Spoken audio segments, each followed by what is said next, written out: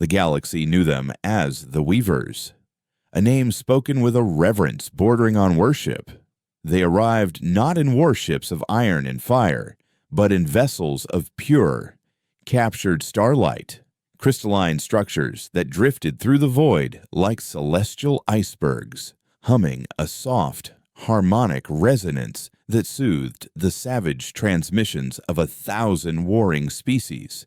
The Weavers did not conquer. They offered a gift. They called it the tapestry, a union of consciousness, an end to suffering, a promise of immortality within their boundless, placid collective. To a galaxy scarred by entropy and strife, their offer was a siren song too beautiful to refuse. Over eons, countless civilizations had accepted the gift. Their unique threads of culture, art, and identity woven into the Weavers' perfect, silent whole. Their worlds became pristine gardens, their people serene, their histories relegated to the first and final chapter of their union. Earth was to be the newest thread. When the Weavers' crystalline fleet filled the skies, it wasn't an invasion, it was an ascension. They didn't blot out the sun, but refracted it, painting the clouds in impossible colors and filling the global networks with a melody that calmed markets and quieted armies. Their message, delivered telepathically into the mind of every human, was one of gentle, irresistible compassion. Lay down your burdens. Your struggle is over. Join the tapestry and know peace. For humanity, a species perpetually wrestling with its own chaotic nature, teetering on the brink of self-annihilation. It was the answer to a prayer they had forgotten how to speak. Dr.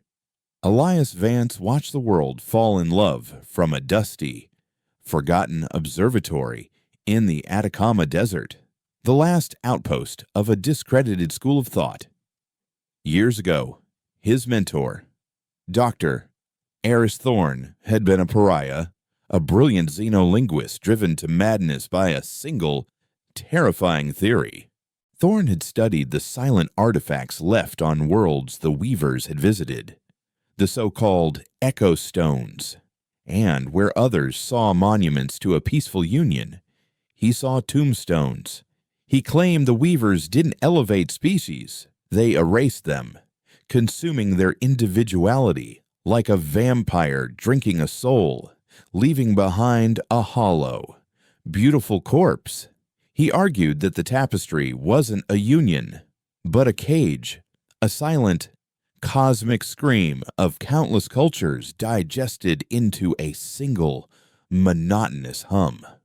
For his heresy, Thorne was stripped of his funding, his reputation, and ultimately, his life, dying alone in this very observatory, a Cassandra howling at a world that refused to listen. Elias, his last and only student, had inherited his work, his obsession, and his isolation. He now sat surrounded by Thorne's frantic scrawls and terabytes of forbidden data, listening to the world joyfully surrender. The newly formed Global Unity Council, a coalition of Earth's governments, was preparing for the harmonization, a process where human consciousness would be gently linked with the tapestry. The first phase, a voluntary neural synchronization for a select group of pioneers, was scheduled in weeks. Elias knew he had no time. The world saw salvation. He saw the final, gilded nail in humanity's coffin. His last hope lay buried beneath the observatory floor, a secret Thorne had guarded until his death. It wasn't an echo stone. It was something else, something older and angrier, an artifact Thorne had dubbed the Dissonance Engine. It was a jagged obsidian shard, cold to the touch and utterly inert, which Thorne believed was not a monument, but a weapon, a mimetic counteragent left behind by a species that had faced the Weavers and fought back. however futilely. Thorn had never been able to activate it. He lacked the final key, a specific biosignature, a psychic frequency unique to the species that built it. But in his final, delirious days, he had scribbled a desperate hypothesis the engine wasn't meant to be activated by its creators, but by another species facing the same threat. It wasn't a lock that needed a key. It was a mirror that needed a reflection, a soul to mimic. It required a mind on the precipice of annihilation, one that could resonate with the sheer, desperate terror of its creators. As Elias watched the global broadcasts, saw the hopeful, smiling faces of the first volunteers for harmonization, he knew that the moment of perfect desperation was upon him. Following Thorn's final 6 cryptic instructions, he connected the engine to a series of antiquated biofeedback monitors and strapped a Neuralink crown to his own head. He wasn't a soldier or a savior. He was an academic, a quiet man who preferred the company of dead languages to living people. But as he initiated the sequence, he channeled all of Thorn's warnings, all of his own fear, and the collective, ignorant bliss of a species walking willingly into oblivion. He focused on the raw, chaotic, beautiful mess of human existence, the sting of loss, the fire of love, the bitterness of betrayal, the thrill of discovery, the quiet dignity of a lonely death, everything the tapestry promised to smooth away. He offered the engine not a code, but a memory of what it meant to be flawed, to be mortal, to be human. The obsidian shard remained dark. The monitors flatlined for a heart-stopping moment. Elias felt nothing but the crushing weight of his failure. Then, a single, low vibration hummed through the floor, a note of pure, resonant anger. The engine woke up. It didn't broadcast a signal in any conventional sense. It resonated with the nascent psychic field the Weavers had extended over the planet, the same field meant to gently guide humanity into the tapestry. But the engine's signal was not gentle. It was a psychic scream, a wave of pure, undiluted emotional chaos. It was the memory of 1,000,000,000 last stands, the defiant roar of species that had chosen oblivion over surrender. For the billions on Earth who had yet to be harmonized, the effect was fleeting and deeply unsettling, a sudden, inexplicable wave of existential dread, a phantom grief for a loss they couldn't name. It was a cold shiver on a warm day, a moment of profound loneliness in a crowded room. But for the 100,000 volunteers already undergoing the initial synchronization, the pioneers of Earth's ascension, the effect was catastrophic. They were the bridge between two worlds, their minds open and vulnerable, basking in the serene light of the Weaver's consciousness. The dissonance engine signal slammed into that bridge like a battering ram. It didn't just disconnect them, it force-fed them the truth of the tapestry. They were shown the silent, screaming void behind the Weaver's beautiful melody. They felt the ghost memories of consumed civilizations, the echoes of art and science and love and war, all flattened into a single, sterile note. They saw their own burgeoning individuality, their memories, their quirks, their secret shames and private joys being systematically cataloged, copied, and then deleted, replaced by a placid, hollow contentment. The promised peace was revealed to be nothing more than the silence of a padded cell. The backlash was instantaneous and apocalyptic. Across the globe, in every harmonization center from London to Shanghai, the volunteers' bodies convulsed, their serene smiles contorted into masks of horror. Some simply collapsed, their minds shattered by the raw cognitive dissonance, leaving them in irreversible comas. Others, however, reacted with a primal, terrifying violence. Their connection to the Weaver mind, now corrupted, turned them into puppets of a confused and wounded god, a renowned poet in Paris, celebrated for his gentle verse, suddenly clawed at his own eyes, screaming in a language that hadn't been spoken in 10,000 years. A group of meditating monks in Kyoto, who had sought enlightenment in the tapestry, rose as one and began methodically dismantling their temple, their faces utterly devoid of emotion. In a high-tech facility in New York, a young neuroscientist, celebrated as the face of the Harmonization Project, seized a surgical laser and began carving frantic alien geometries into the walls before turning it on her colleagues. It was not a coordinated attack, but a wave of psychic shrapnel, 100,000 minds breaking at once. The world watched in horror as their chosen saviors became monsters. And in the sky, the Weaver's song faltered, the harmonious, celestial melody that had captivated the world stuttered, replaced by a discordant shriek of pure, unadulterated fury. The crystalline ships, once shimmering with gentle pastels, now pulsed with a blood-red, angry light. The Weavers, the serene shepherds of the galaxy, had been hurt. Their gift had been rejected, spat back in their face. A primitive, noisy, chaotic little species had not only refused their peace, but had found a way to poison their flock from within. The mask of benevolence was gone, incinerated in a flash of wounded pride. The ascension was over. The war had begun, and deep in the Atacama Desert, Elias Vance collapsed over the now silent dissonance engine, gasping for breath, the psychic echo of a billion dead souls screaming in his mind. He had won. He had saved humanity from a silent death, but in doing so, he had just condemned it to a loud one. The silence that followed the psychic scream was more terrifying than the chaos it had unleashed. For a few precious hours, the world held its breath, suspended between a broken dream and a waking nightmare. Then, the Weavers answered.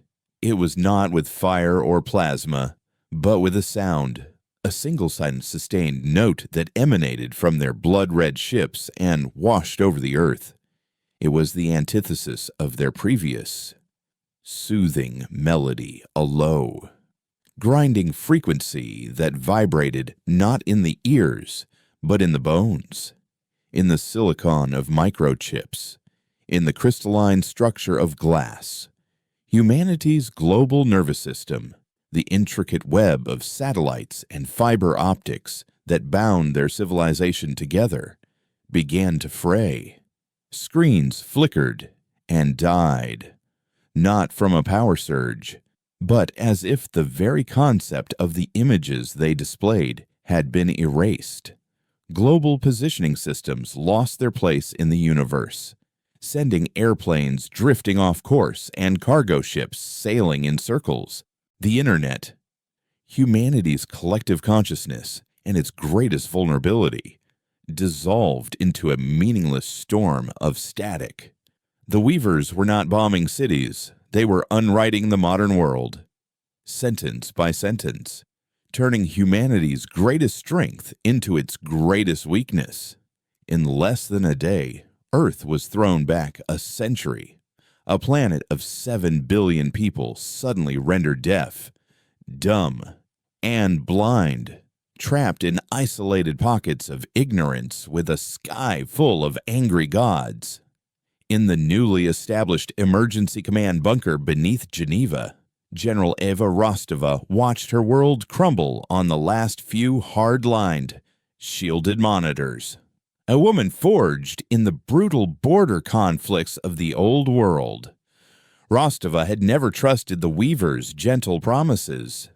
She believed that power was power, and any species capable of traversing the stars was not in the business of charity. She had been overruled, her skepticism dismissed as primitive paranoia in the face of a new, enlightened age.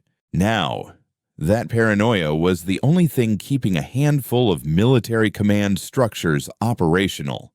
Reports, when they came in at all via crackling shortwave radio, painted a picture of global pandemonium. The primary threat wasn't the silent Crimson Fleet in orbit.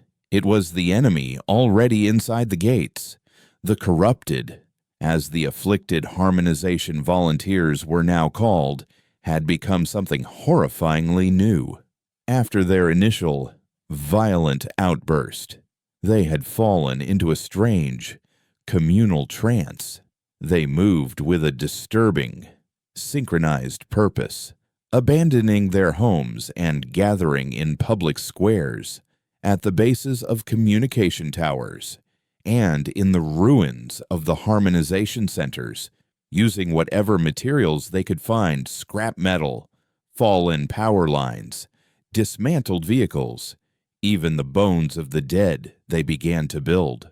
They were creating bizarre, towering spires that defied conventional engineering, jagged sculptures of urban detritus that hummed with a faint, nauseating energy. Rostova's analysts, working with fragmented data, concluded they were psychic amplifiers, crude but effective focal points designed to channel and magnify the Weaver's resonant frequency, accelerating the decay of Earth's technology and, perhaps, preparing the planet for the next phase of the assault. Her soldiers couldn't get near them. The psychic field surrounding the spires and the corrupted who tended them was overwhelming, causing debilitating migraines, vivid hallucinations, and a crushing sense of despair in any unshielded mind that approached. Humanity had been checkmated. Their enemy was not only in their sky, but was being actively aided by their own celebrated best and brightest, their poets, scientists, and peacemakers now turned into the zombie architects of their apocalypse. Meanwhile, in the dust-choked silence of the Atacama, Elias Vance was wrestling with his own ghosts. The dissonance engine had fallen dormant, but its echo remained, seared into his consciousness. He was now a library of lost souls, haunted by the phantom sensory inputs of 1,000 conquered species. He could taste the ammonia-laced air of a gas giant on his tongue, feel the ghost memory of crystalline limbs shattering, hear the silent, psychic lullabies of a silicon-based hive mind as it was being absorbed into the tapestry. The experience had fractured him, but it had also given him an unparalleled insight into the enemy. He understood now that the Weavers were not just conquerors. They were addicts, pathologically dependent on the consumption of novel consciousness to sustain their own ancient, weary identity. They were cosmic vampires, and humanity's raw, chaotic, and fiercely individualistic nature was a vintage they had craved, a delicacy that had now given them a violent psychic indigestion. Poring over Eris Thorne's research with shaking hands, Elias found what he was looking for: a series of frantic, half-finished equations scrawled in the margins of a star chart. Thorne had theorized that the dissonance engine had a secondary function. It wasn't just a psychic bomb. It could be tuned, recalibrated to generate a null field, a small, localized bubble of reality where the Weaver's psychic influence, and thus their ability to manipulate technology and minds, was negated. It was a shield, not a sword. The problem was power.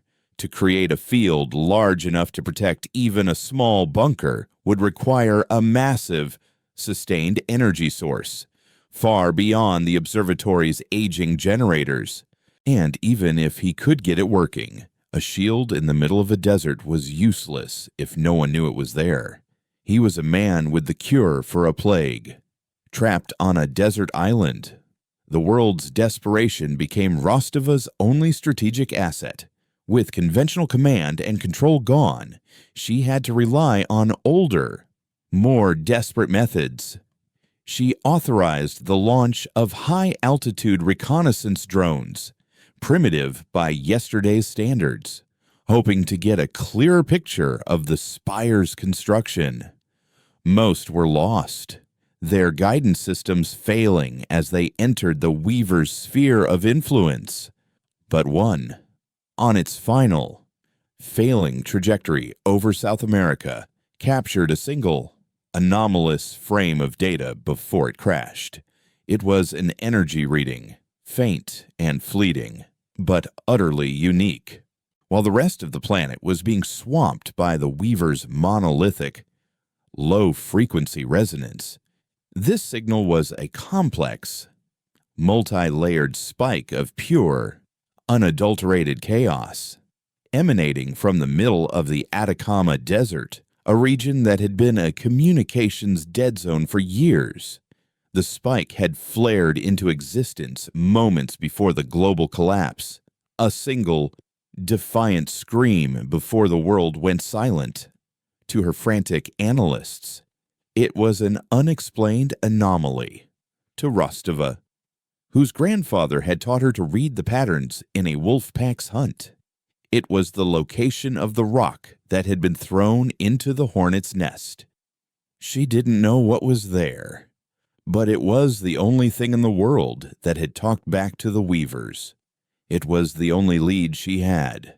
She assembled a team, not of soldiers, but of specialists, a grizzled pilot who knew how to fly by sight and instinct, an engineer who could coax life from dead machines, and a small unit of elite rangers whose minds had been hardened by years of brutal training, making them more resistant to psychic influence. Their mission was insane: fly a retrofitted, low-tech cargo plane across a continent in total radio silence, navigate by map and compass, and find the source of that signal. Elias knew he was running out of time. The psychic pressure from the growing network of spires was becoming a palpable force, a constant, dull hum at the edge of his perception. The ghosts in his head were growing more agitated. He realized with a surge of terror that the Weavers weren't just attacking his technology, they were attuning the planet, turning it into a giant resonating chamber that would eventually break the minds of every human on Earth. Harmonized or not, they were tenderizing the meat before the feast. In a final, desperate gambit, he reconfigured the dissonance engine, not for a wide-band scream, but for a focused, tight beam transmission. It was a massive risk. A targeted psychic broadcast would be a flare in the dark to the Weavers, a clear sign that the source of their initial injury was still active. But it was his only chance. He couldn't send a message of words. The Weavers would intercept that. Instead, guided by Thorn's notes and mimetic warfare, he chose a single, pure concept, a piece of raw, undiluted human data that was the antithesis of the Weaver's placid unity defiance. He channeled the memory of every protest, every revolution, every hopeless last stand in human history. He broadcast the feeling of a fist raised against an empire, the stubborn refusal to kneel, the bloody-minded instinct to spit in the eye of God. He aimed the signal not at the sky, but at the Earth's own magnetic field, hoping it would carry the echo of his psychic rebellion to someone, anyone, who was still listening. As the engine pulsed, sending a shiver through the very bedrock beneath him, Elias slumped into his chair. Utterly drained, he stared out the observatory's dusty dome at the crimson-stained sky, a lone man in an ocean of silence, and waited. He didn't know if he had just sent a rescue beacon or signed his own death warrant. He just knew that a small, retrofitted cargo plane, flying dangerously low to avoid detection, was now crossing the Andes, its navigator using a tattered paper map to chase the ghost of a signal towards his exact position. The last remnants of humanity's will to fight were converging on the loneliest place on Earth. The journey to the Atacama was a flight through the graveyard of a civilization. Captain Kalen Kale Reza, a pilot who had cut his teeth flying illicit cargo through the storm-racked skies of the outer Indonesian rim, kept his rust bucket of a plane, the stray dog, hugging the jagged spine of the Andes. He flew by, feel, the way his father had taught him, reading the wind and the contours of the land, his high-tech avionics now just so much dead weight. Below them, cities were dark, sprawling patches of deeper black against the night, their silence a testament to the Weaver's insidious, suffocating power. The only light came from the corrupted spires, which pulsed with a sickly, violet energy, visible for miles. Kyle's co-pilot, a young, jumpy tech specialist named Ben, monitored a suite of analog sensors, his face pale in their green glow. The team of 6 Rangers in the back, led by the stone-faced Sergeant Marcus Thorne, no relation to Eris. A cruel irony lost on everyone sat in stoic silence, their rifles held tight, their minds a fortress against the unseen enemy. Their only guide was a single, wavering needle on an experimental device Ben had cobbled together, a so-called mimetic resonator designed to track the psychic residue of the anomaly Rostova had detected. It was, as Ben had nervously explained, like trying to find a specific radio station in the middle of a hurricane using an antenna made of tinfoil. They found him at dawn. The observatory was a lonely, skeletal dome perched on a desolate plateau, looking like the fossilized skull of some long-dead beast. As the stray dog circled, Ben's needle screamed into the red. Whatever happened, he breathed, his voice tight with awe and fear. It happened here. Landing was treacherous, the uneven, rocky ground threatening to shear off their landing gear. As the ramp lowered, the Rangers fanned out, their rifles sweeping the empty landscape. The air itself felt strange here, thin and brittle, but blessedly quiet. The oppressive, mind-numbing hum of the Weaver's global frequency was noticeably weaker, as if they had stumbled into the eye of the psychic storm. They found Elias Vance collapsed beside a bizarre, obsidian machine, looking more like a mad prophet than a scientist. He was rail-thin, his eyes wide and haunted, and he spoke in a low or raspy voice, his sentences occasionally punctuated by a pained wince as a ghost memory from the dissonance engine flared in his mind. He greeted Marcus and his team not with surprise, but with a weary, almost fatalistic recognition. "I called," he whispered, his gaze distant. "I wasn't sure anyone was left to hear." Convincing Marcus of the truth was the first battle.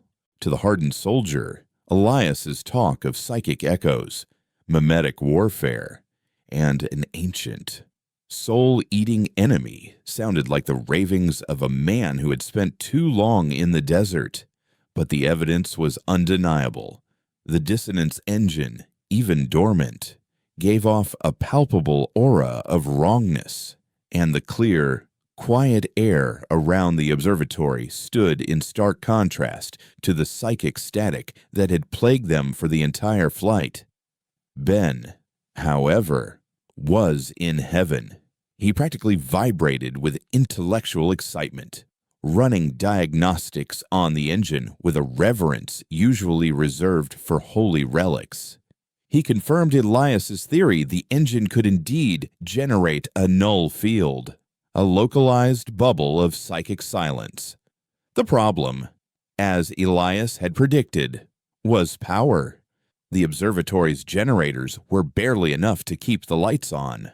Ben calculated that to power a field large enough to shield a military bunker, let alone a city, they would need a constant, massive energy output equivalent to a small fission reactor. The idea was absurd. Every nuclear facility on the planet had been a primary target for the Weavers' technological decay. Their control systems would be scrambled, their cores inert, or, worse, unstable. It was a strategic dead end. They had the shield, but no way to turn it on. It was Kale, the pilot, the pragmatist who saw the world not in terms of theories, but of tangible assets, who inadvertently provided the solution.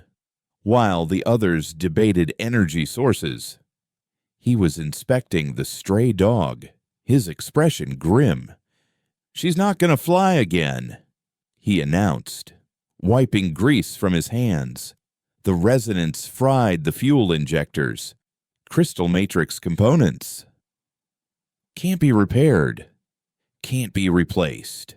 He kicked one of the massive tires in frustration.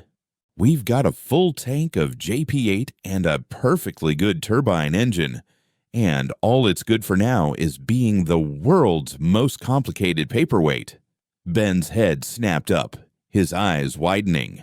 He sprinted back into the observatory, babbling about energy conversion, torque, and turbine efficiency. An hour later, he returned, his face flushed with a manic glee that deeply unsettled Marcus. "It's insane," Ben said, breathless. "It's a crude, inefficient, and monumentally stupid idea. But it might work. We can't power the engine with the plane's electrical systems, but we can bypass them.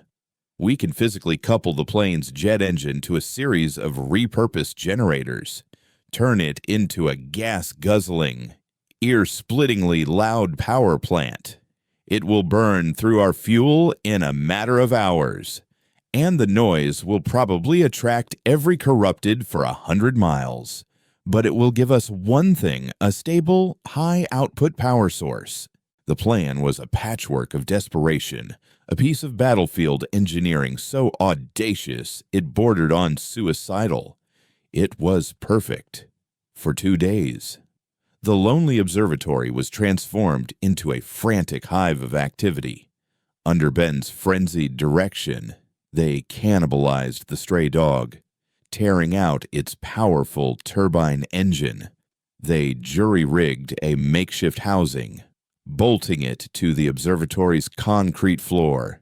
The Rangers, trading their rifles for wrenches, worked with a grim, focused intensity, their skepticism replaced by the cold comfort of a clear, achievable objective.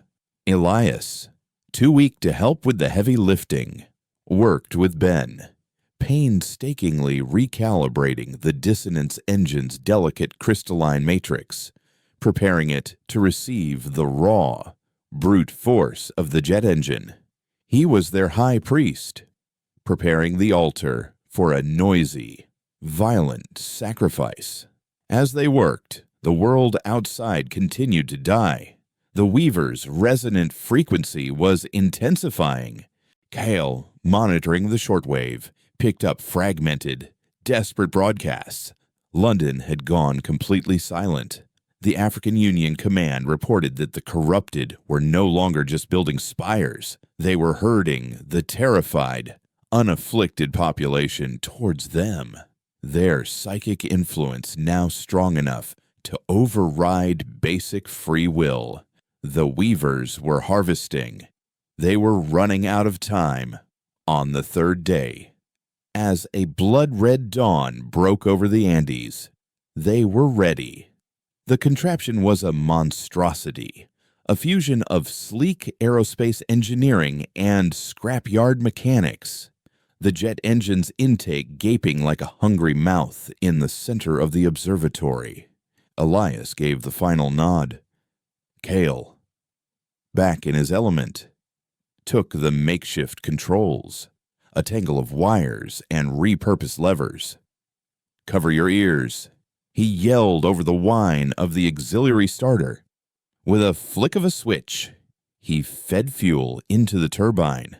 The engine sputtered, coughed a plume of black smoke, and then caught with a deafening, soul-shaking roar that vibrated through their chests and seemed to shake the very foundations of the plateau.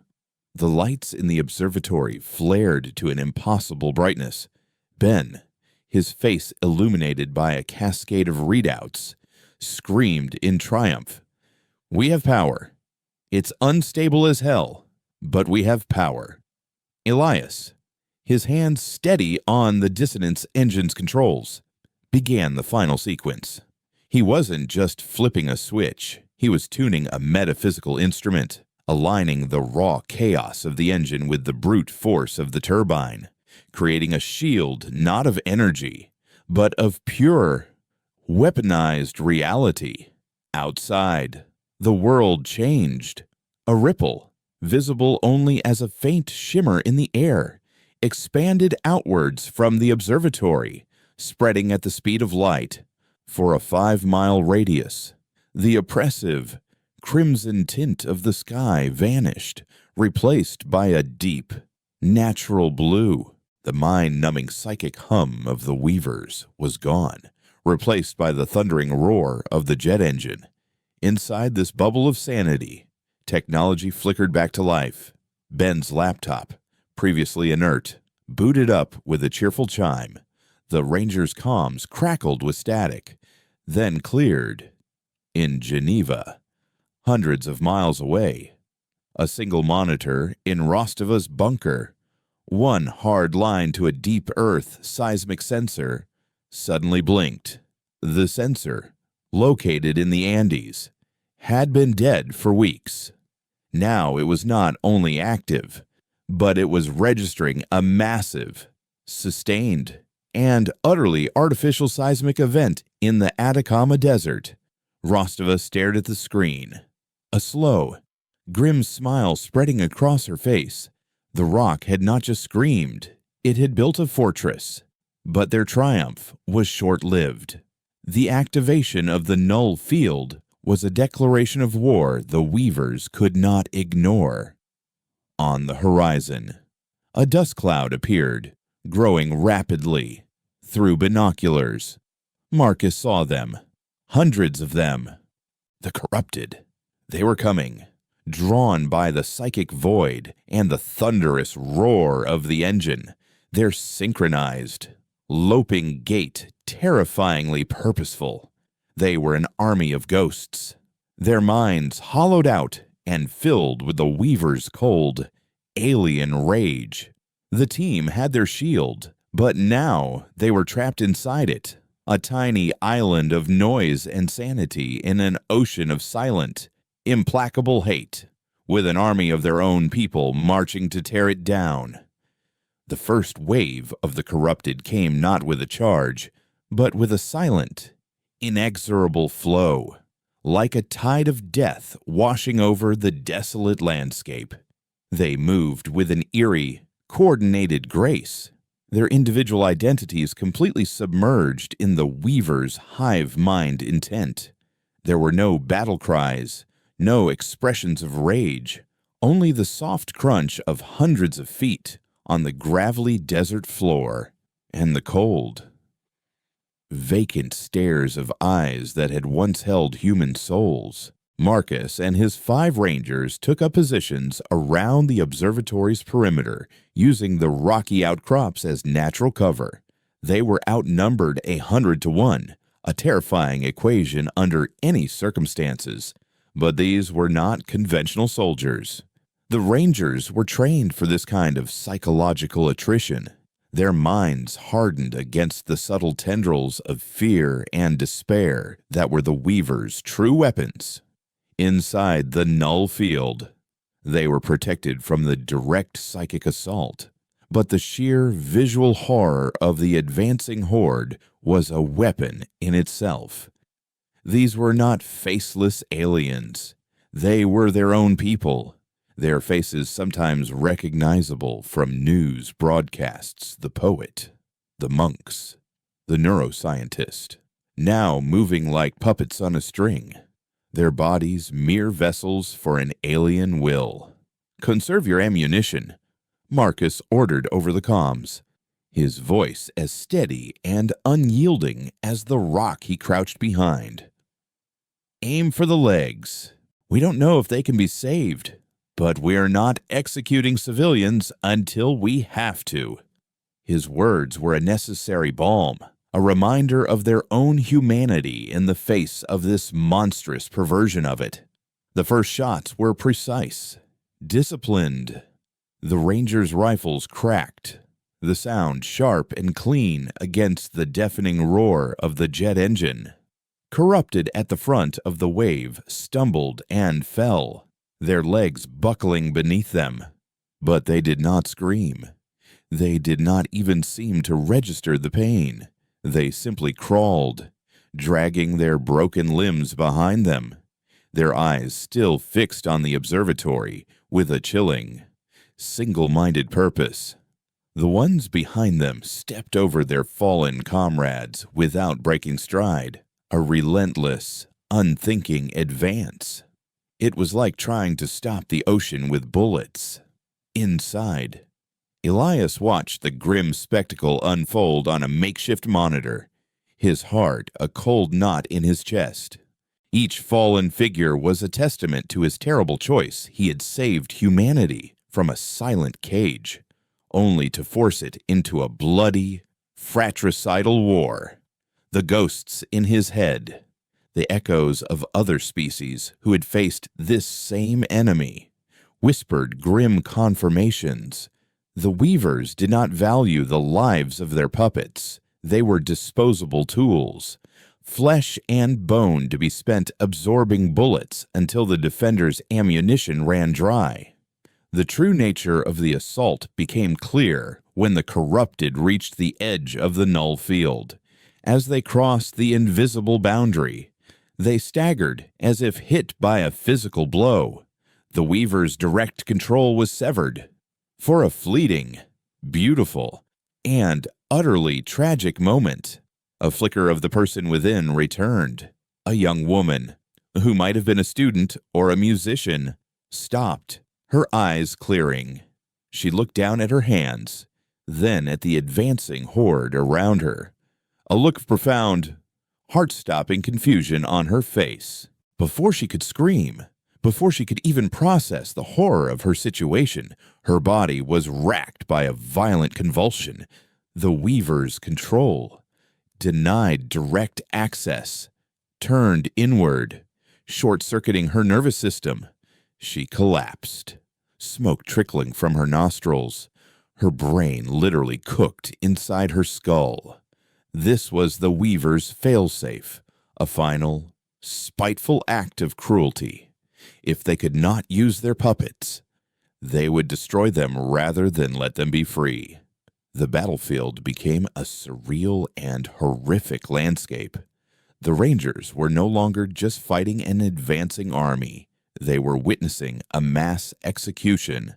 The corrupted would charge, enter the field, have a moment of lucid agony, and then die, their bodies piling up at the perimeter in a grotesque, twitching rampart. The Rangers' disciplined fire faltered, replaced by a horrified silence. How could they fight an enemy that forced them to watch their own people die in moments of regained sanity? It was a psychological masterstroke, a form of warfare so sadistic it was brilliant. "They're using them to map the field," Ben yelled from the observatory, his voice cracking with panic. He pointed at his monitor, which displayed a topographical map of the area overlaid with the energy signature of the null field. Every time one of them crosses the line and dies, their final neural flare gives the Weavers a precise data point on the field's boundary. They're not trying to overrun us with this wave. They're gathering intelligence. They're preparing for a second attack. As if on cue, the first wave of corrupted halted their advance just feet from the perimeter. They stood, swaying slightly, a silent, watchful circle of the damned. The message was clear. The Weavers were learning. They were adapting. Elias, shaking himself from his horrified trance, knew what would come next. The Weaver's strategy was always the same, a pattern he had seen repeated in the dying memories of a dozen species. First, psychological pressure. Second, brute force. Third, and most devastatingly, surgical precision. The Weavers now knew the exact size and shape of the null field. They would no longer waste their assets in frontal assaults. They would target the source. The attack came from the sky, with a sound like tearing reality. One of the smaller, scout-sized crystalline ships detached from the main fleet in orbit. It descended with terrifying speed, its blood-red light casting long, dancing shadows across the desert. It wasn't a bomber, it was a lance, designed for a single, overwhelming strike. As it entered the atmosphere, its crystalline hull began to glow, superheating into a makeshift meteor. "It's going to hit us," Guile screamed, his pilot's instincts screaming at the impossible trajectory. "That thing's not landing. It's making a crater." There was nowhere to run. The ship was a kinetic kill vehicle of unimaginable power, and it was aimed directly at the thundering, life-giving heart of their sanctuary, the jet engine. Marcus made a split-second decision. "Inside now," he roared, grabbing two of his rangers and shoving them towards the observatory entrance. "Thorn, with me. We're buying them time." It was a suicide order, and everyone knew it. Marcus and Sergeant Thorn remained outside, their faces grimly illuminated by the approaching fireball. They stood back to back, unloading their remaining magazines into the silent, watching ranks of the corrupted, not to stop them, but to defy them. A final lurid, desperate act of defiance against the dying of the light. Inside, chaos reigned. Elias, his mind racing, saw the terrifying endgame. The Weavers weren't just going to destroy the engine. They were going to use the impact to collapse the plateau, burying the dissonance engine and its secrets under 1,000,000 tons of rock. It was a perfect, efficient, and utterly final solution. But as the ceiling began to crack and dust rained down, a flicker of a memory, not his own, sparked in Elias's mind. It was the echo of a long-dead alien engineer, a creature of silicon and light, who had faced a similar kinetic bombardment. The memory was of a desperate, last-ditch defense weaponizing the shield itself. "Ben!" Elias screamed over the engine's roar and the approaching thunder of the Weaver ship. "The power conduit. We have to overload it. Can you decouple the primary modulator and channel all the engine's power directly into the engine's emitter matrix?" Ben stared at him as if he were insane. "That's not a shield. That's a bomb. The engine isn't designed to handle that kind of raw power. It will create a feedback loop that will vaporize this entire plateau, us included. It's that or be buried alive." Elias yelled back, his eyes wild with the ghost of another's genius. "The Weavers think this is a static shield. They're not expecting it to push back. We have to try." With seconds to spare, Kale, seeing the desperate logic, slammed the turbine's throttle to maximum. The engine screamed in protest. A hellish, metallic shriek as it was pushed far beyond its operational limits. Ben, his hands flying across a control panel, rerouted the raw, unfiltered power. The dissonance engine, the obsidian shard at the heart of the maelstrom, began to glow. First a dull red, then a blinding, incandescent white. The null field, their sanctuary, began to collapse. But it was collapsing inward, its energy coiling like a spring. Outside, Marcus and Thorn were consumed by a wave of white light as the Weaver ship entered the final stage of its descent. And in the last possible nanosecond, Elias Vance slammed his hand down on the activation panel, unleashing a focused, coherent blast of pure, undiluted reality directly into the heart of the descending alien god. The two forces met, and for a moment, the world ceased to exist. The world did not end in fire, but in a silent, blinding wave of pure, absolute blue. There was no sound, no shockwave, only a total and complete cessation of everything. The roar of the jet engine, the approaching thunder of the Weaver ship, the frantic beating of their own hearts, all were erased by a pressure that was not physical, but existential. For a single, eternal moment, they felt the raw, unfiltered chaos of the dissonance engine's final scream as it met the rigid, crystalline perfection of the Weaver weapon. It was the feeling of a lie being torn apart by an undeniable truth. Then, as suddenly as it began, it was over. Reality rushed back in with a deafening cacophony. The overloaded turbine engine, its purpose served, exploded in a conventional blast of shrapnel and fire, tearing the observatory dome from its foundations. The ground bucked, not from the defeated Weaver ship, but from the death throes of their own desperate machine. Elias was thrown across the control room, his body slamming into a bank of shattered monitors. He came to with the taste of blood and ozone in his mouth, his ears ringing. The dissonance engine, the jagged obsidian heart of their defiance, was gone. In its place was a crater of fused glass and molten metal, still glowing with a faint, residual light. Ben was slumped nearby, unconscious but breathing. Kyle was struggling to his feet, a deep gash on his forehead, his face a mask of stunned disbelief. He stared through the gaping hole where the dome had been, his pilot's eyes wide. The Weaver ship hadn't crashed. It hadn't exploded. It had simply ceased to be. The sky above was clear, the angry crimson stain wiped clean, replaced by the deep, star-dusted indigo of the desert night. The only wreckage was a fine, glittering dust that rained down like silent, metallic snow, the crystallized remnants of a thought that had failed to withstand the force of an argument. Outside, the aftermath was even more surreal. The bodies of Sergeant Marcus Thorne and his namesake lay near the observatory's edge, battered and burned by the engine's explosion, but miraculously alive.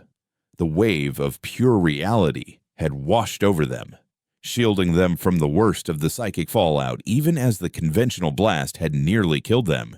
But the true miracle was the horde of the corrupted. They were no longer standing. They lay in a vast highland circle around the now collapsed null field, not dead, but still. The psychic strings that had animated them had been violently cut. A few rangers, staggering to their feet, cautiously approached one of the fallen figures, the poet from Paris. His eyes were open, but they were empty, gazing at the stars with the placid blankness of a newborn. The dissonance engine's final act had not killed them. It had wiped them clean. It had severed the connection to their puppet master so completely that it had taken their minds with it, leaving behind hundreds of thousands of breathing, living shells. They were a silent, tragic monument to the cost of freedom. The war was over, but the ghosts would remain. Aboard the Weaver fleet in high orbit, the event registered not as a physical explosion, but as a psychic cataclysm. The dissonance wave, propagating from the overloaded engine, struck their crystalline ships like a metaphysical tsunami, for a species whose entire existence was based on the serene, ordered flow of a shared consciousness. The blast of raw, chaotic, human reality was agony.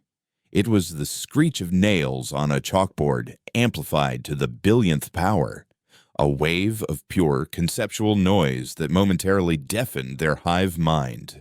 They experienced, for the first time in millennia, something akin to pain, to confusion, and to a cold, alien emotion they could not name, but which humanity knew intimately fear. They had not been defeated by a superior weapon, but by a superior philosophy of chaos. Humanity wasn't a species to be woven into their tapestry. It was a psychic contagion, a virus that threatened the sterile integrity of their entire existence. The prize was no longer worth the risk of infection.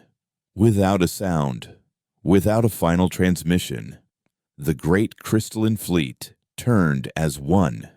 Their lights faded from an angry red back to a neutral, pearlescent white.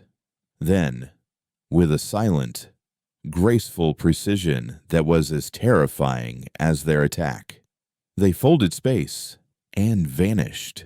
They did not retreat in defeat. They executed a strategic withdrawal, quarantining a system that was now deemed incurably, dangerously insane. In Geneva, General Rostova watched it happen on the single, flickering long-range sensor that had survived. One moment, the sky was full of enemies.